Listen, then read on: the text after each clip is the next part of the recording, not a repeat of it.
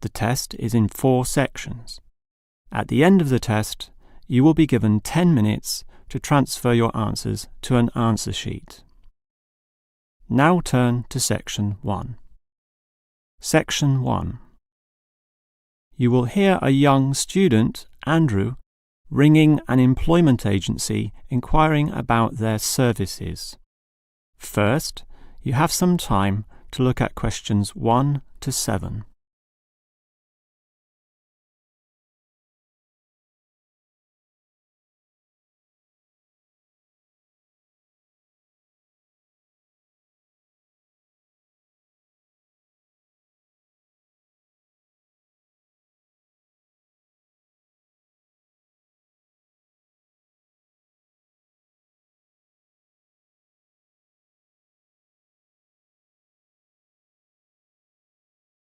You will see that there is an example that has been done for you.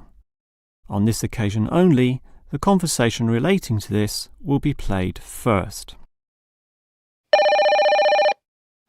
Hello, is this the AAA employment agency? Yes. Hi, I rang before. My name's Andrew Peterson. I rang you earlier and gave you my personal details. The student's name is Andrew Peterson, so Peterson has been written in the space. Now we shall begin. You should answer the questions as you listen, because you will not hear the recording a second time. Now listen carefully and answer questions 1 to 7. Hello, is this the AAA employment agency? Yes.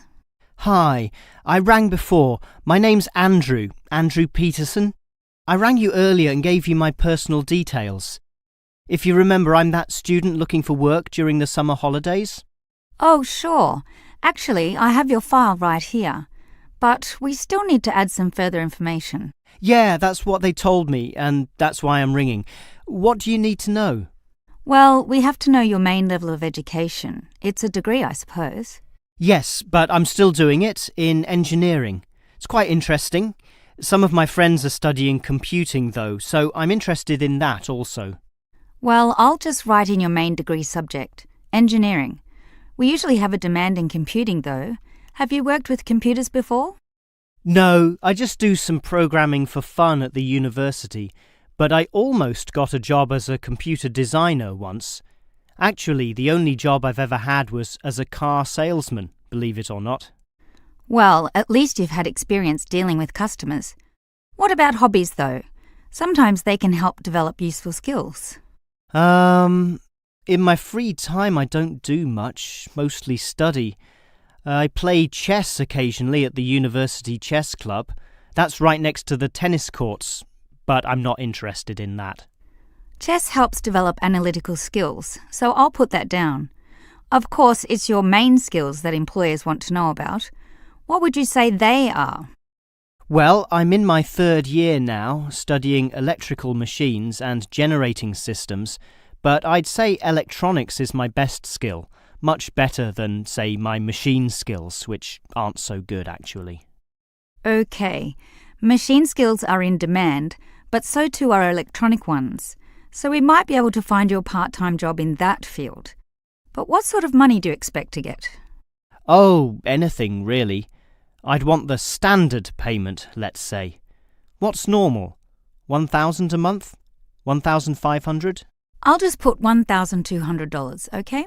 That's fine by me. When can you start? Say, within 2 days? Easily. Actually, less. In fact, just give me a ring and I'll be able to start immediately.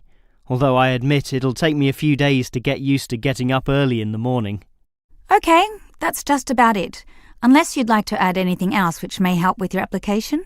Not really. I ride a motorbike, but that's unimportant. I'm friendly, but every applicant claims that, right? I can speak another language. Ah, that might be useful, depending on the language. Is it Chinese? A Chinese speaker would go down well. Spanish, I'm afraid. You see, I grew up with some friends who came from South America. Okay, I'll write that down, but I don't think it will help that much, sorry to say. Before you hear the rest of the conversation, you have some time to look at questions 8 to 10.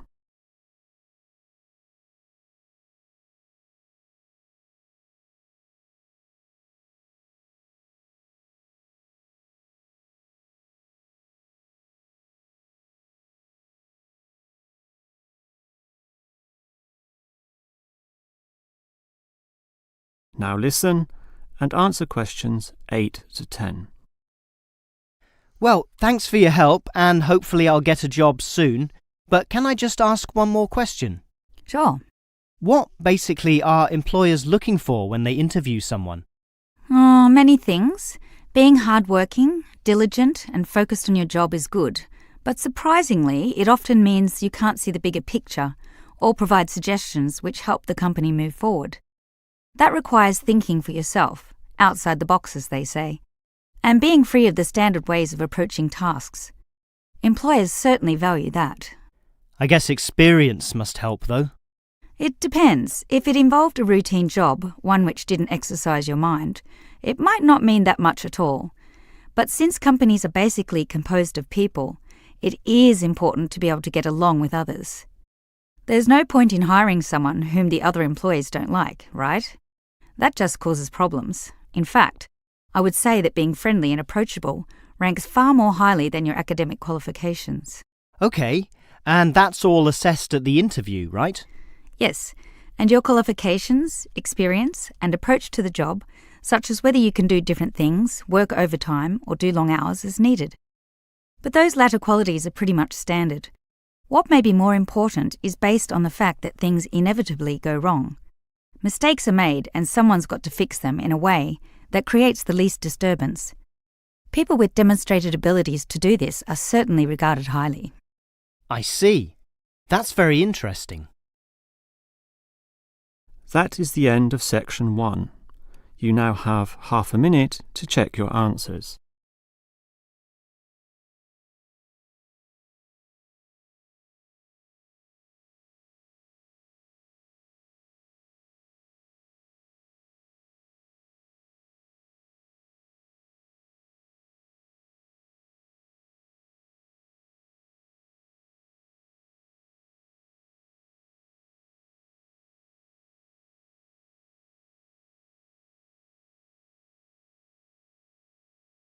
Now turn to section 2.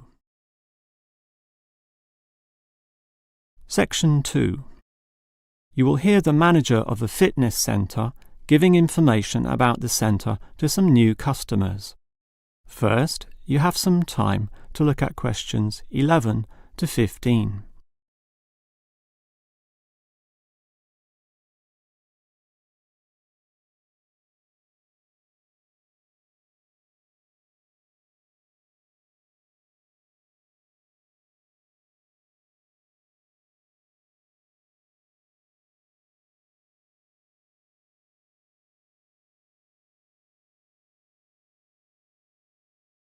Now listen carefully and answer questions 11 to 15. Hello everyone, and welcome to the Fit for Life Health Centre, a place which, as the name suggests, is not just for short-term solutions, but rather intends to put you on a sensible and achievable footing for the rest of your life. And that's how we're different. For example, we could immediately put you on a harsh exercise program, expecting you to work out every day, but such a plan would see you quickly lose interest. That's why the initial step is a 1.5 hour consultation in which your lifestyle, current situation, and long-term goals are all thoroughly analysed. Now, an important part of this consultation involves analysing what you eat. There's no point exercising here and losing weight, then putting it all back on later. You will need to show self-control and discipline in your diet, and we'll work on that. Similarly, we'll put you on an exercise regime suitable for your level of fitness. So that will involve a test where we will take you through some activities, then measure your heart rate and blood pressure to determine how fit you are. This will be monitored during every subsequent consultation, along with your exercise schedule, and that occurs monthly and not half-yearly, as with many other centres. As to our actual exercise machines and programs, you will have to decide whether it is muscle mass, stamina, or general fitness that you want to develop. Think about which of these three you want to target, and we'll design a specific program for you. But remember, bulging muscles aren't necessarily suitable for everyone. Sometimes it's better to think in terms of two simple concepts: muscle definition and stamina, or, if you are female, being fit and healthy, in both mind and body. Before you hear the rest of the talk, you have some time to look at questions 16 to 20.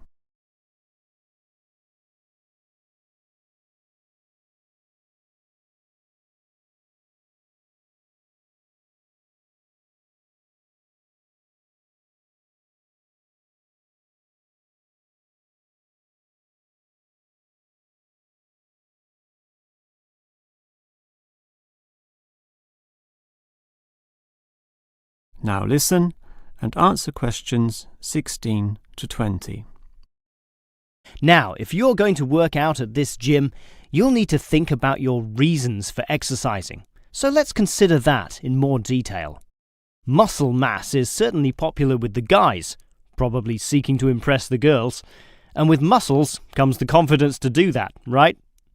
Well, for that, you'll need our high-stress weight units, where pumping iron is all the rage.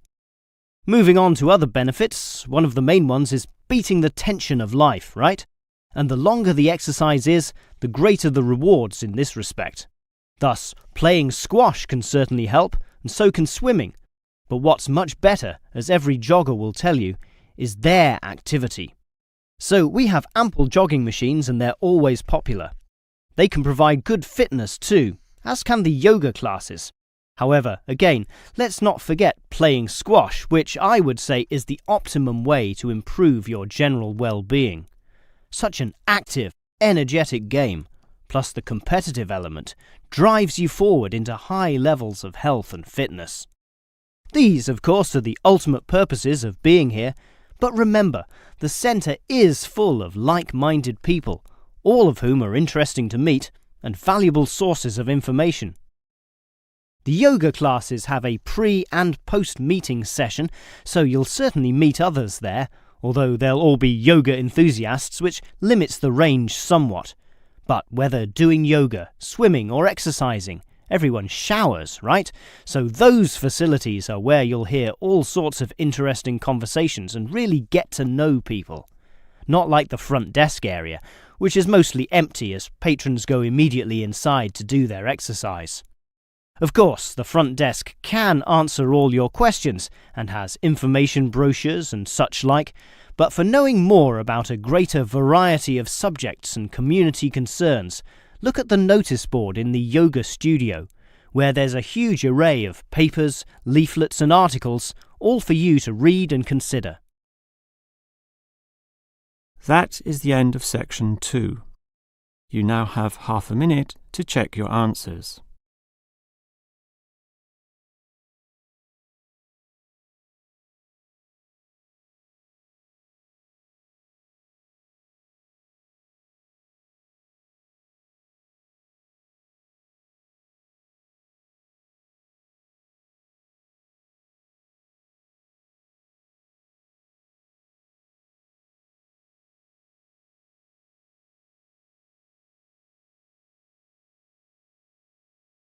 Now turn to section 3. Section 3. You will hear two faculty directors talking about which person in their university to promote. First, you have some time to look at questions 21 to 25.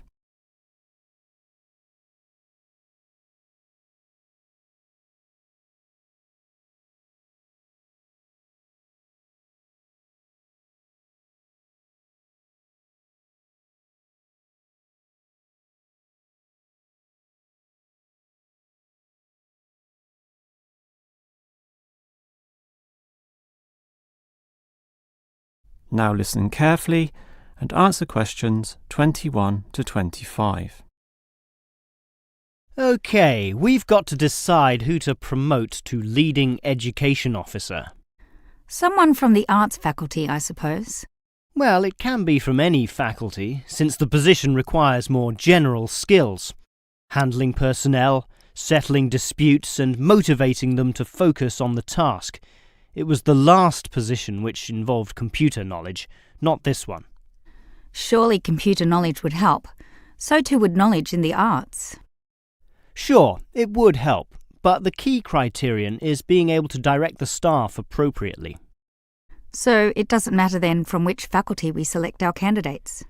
Not really, but I've already looked at those from computing and rejected them all. Why? They're all too new, lacking in sufficient experience, whereas these ones from the business faculty are long-timers, so we'll take someone from there. I suppose you're right. The arts faculty doesn't present much in the way of suitable candidates either. But we'll still have to train the person, teach the ropes, as they say, and he or she will have to expect to do overtime as needed.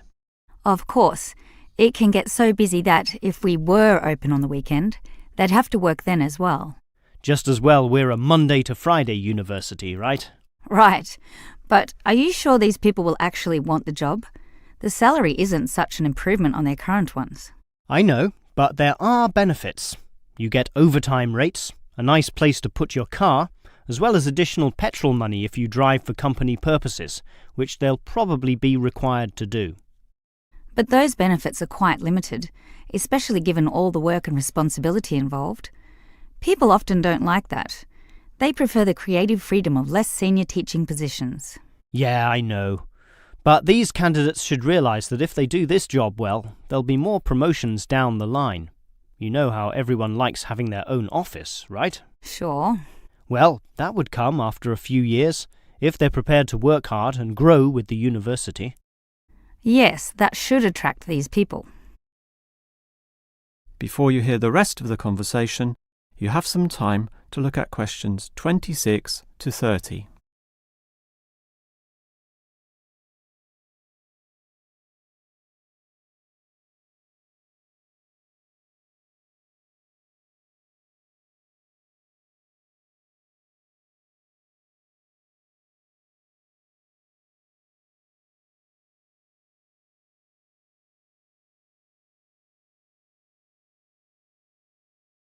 Now listen and answer questions 26 to 30.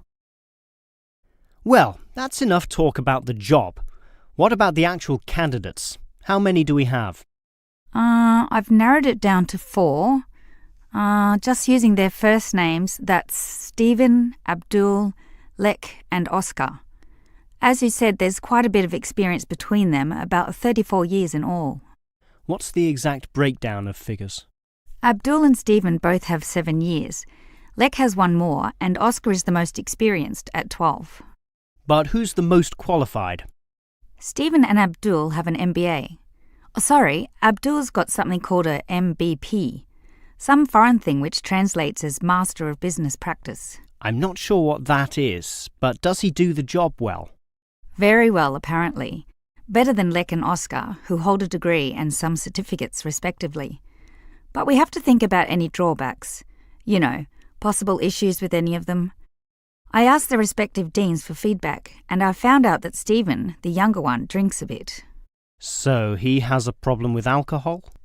No, he never drinks to excess, but at the bar he's often expressed his intention of moving on, of teaching abroad. Ah, he's not stable. Not stable at all, apparently. We'll never know for how long he'll hold the job. We need stable personnel, and people without family problems or sick relatives like the last guy we promoted. What about Abdul then? Will he do? He might do, except his English language ability is limited. It's functional but a bit broken, and meaning is sometimes lost. That's not the problem with the next candidate, Lek, who has good language ability, but this job involves handling people, and his dean says Lek's attitude is bad. In what way? His manners are okay, and he's interested in his job, but he believes there should always be adequate leisure in life. He definitely won't work overtime and complains a lot already about his job. But this last candidate, Oscar, is probably not the right one either. Why not? Not another problem with language. His first language isn't English, but he speaks it well enough. He's stable with a good attitude, but his age is the problem. Age is not a problem. That would be ageism, and I don't believe in that. But with his age comes health problems as well, and serious ones at that. Oh, that might be an issue then. That is the end of section 3. You now have half a minute to check your answers.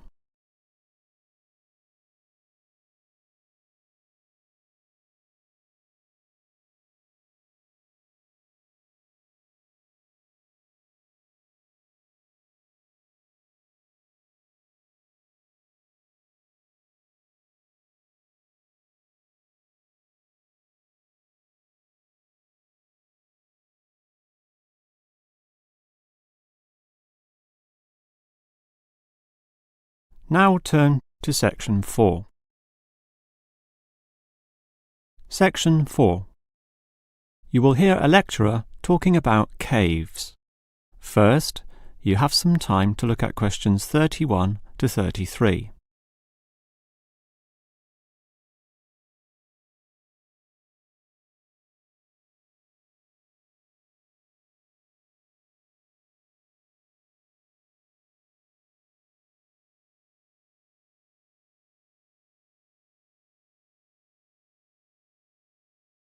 Now listen carefully and answer questions 31 to 33. If there is one natural feature which has long fascinated man, it is caves, those natural underground spaces into which people can enter. No known cave in the world can exist without it being extensively explored.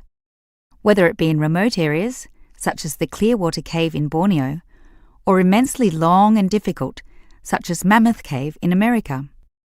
Or perhaps the most challenging, those caves below the water table, full with water, in which case the exploration is known as cave diving. Whatever the case, if the caves are known, as complex and difficult as they usually are, they will be explored. The formal name for the study of caves is speleology, and involves many disciplines such as chemistry, geology, biology, and cartography, or the science of making accurate maps, since the largest caves can be hundreds of kilometres long and highly complicated. If the exploration is just for fun, the activity is known as caving. But with the difficulties and dangers involved, the average caver is often involved with one of these speleological sciences. As for the number of caves in the world, research suggests that only a fraction have been found and documented, mostly in the areas in which caving has long been a popular activity, such as in America, France, or Australia. China, for example, has huge areas of limestone bedrock, prime material for cave formation, and logically must contain among the largest number of caves in the world. Yet only few are documented due to the lack of interest in caving there. Thus, as exploration continues, new caves will be discovered, and it is likely that the numbers could radically change in the future. Before you hear the rest of the lecture, you have some time to look at questions 34 to 40.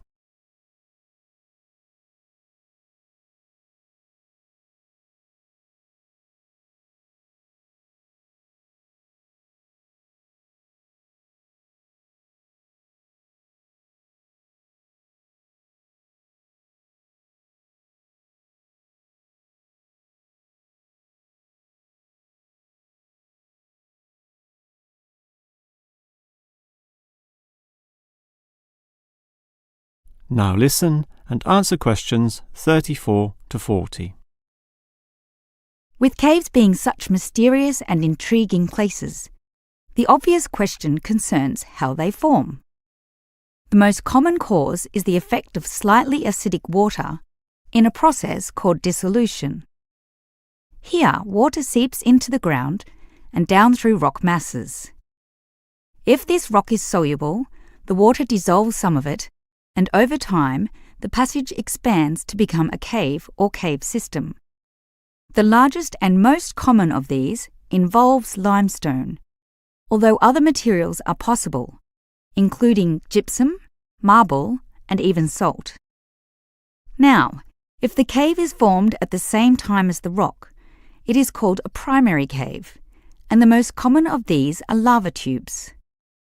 When lava from volcanoes flows downhill, the topmost surface cools and solidifies first, leaving the hotter lava to continue to flow beneath. If most of this eventually flows out, a hollow tube is left. The country, Iceland, has some excellent caves of this type, and even far-flung Australia has a few.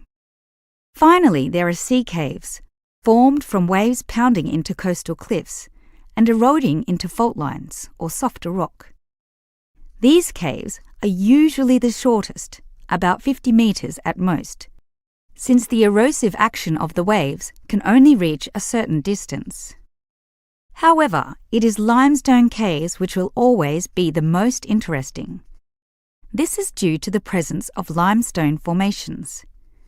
As the groundwater seeps downward through the ceiling of the caves, it encounters a different pressure and temperature, causing it to deposit a small amount of its dissolved calcium carbonate.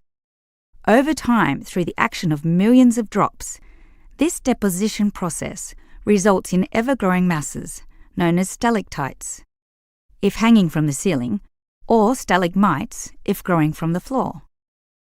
Alternatively, the water may flow over a large surface of rock, forming flowstone, and with other sorts of processes, can result in beautiful milky white formations of astonishing complexity.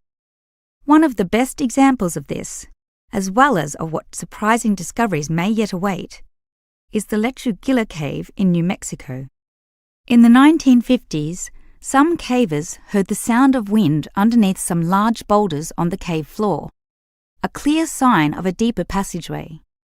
It took until 1984 for a group of cavers to gain permission to start digging, and 2 years later, in 1986, they broke through into a walkable passageway, unlocking one of the longest cave systems in the world, the deepest in America, and some of the most beautiful formations ever found. Unusually, many of these were yellow with sulfur, suggesting that the caves were a result of hydrogen sulfide from nearby oil deposits. This was forced through fracture lines, combining with existing groundwater to form sulfuric acid, dissolving the limestone from the bottom up instead of the normal top-down seepage which characterizes most limestone cave formations. That is the end of section 4.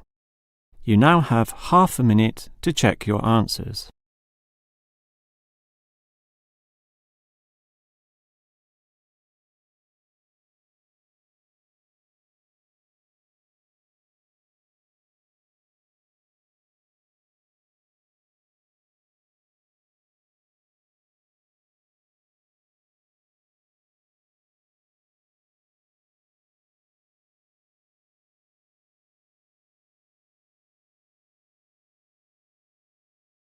That is the end of the listening test.